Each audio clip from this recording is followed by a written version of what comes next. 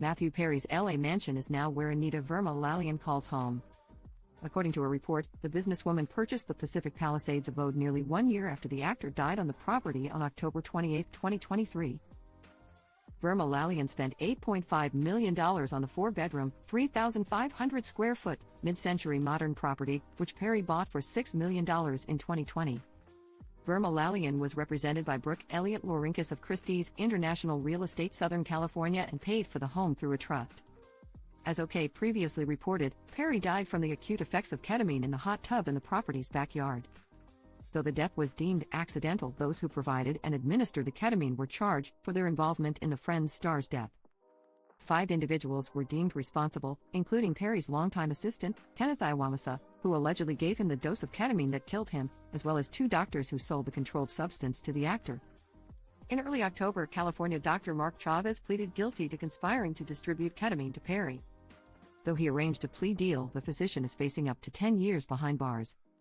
He will remain out of prison on bond, though he can no longer practice medicine. Chavez confessed to selling ketamine to Dr. Salvador Plasencia, who was also charged in Perry's passing.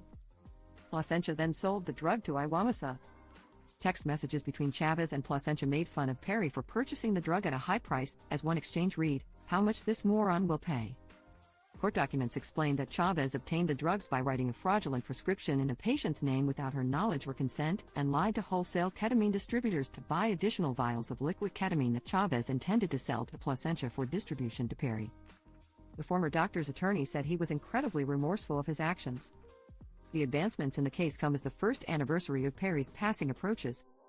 In a recent interview, the celeb's stepdad, Keith Morrison, reflected on his tragic death. "When Matthew suddenly died, it was incredibly shocking," the 77-year-old shared with Hello. "Anybody who has lost a child will tell you that, even if you are in some way prepared for the possibility, it's shattering. What we have decided to do is hang on to that determination and try to do something useful." Keith mentioned how he and daughter Caitlin Morrison are working on the Matthew Perry Foundation of Canada, as Matthew would have wanted to be remembered for doing something to help people suffering from addiction. The Los Angeles Times reported on the sale of Matthew's home.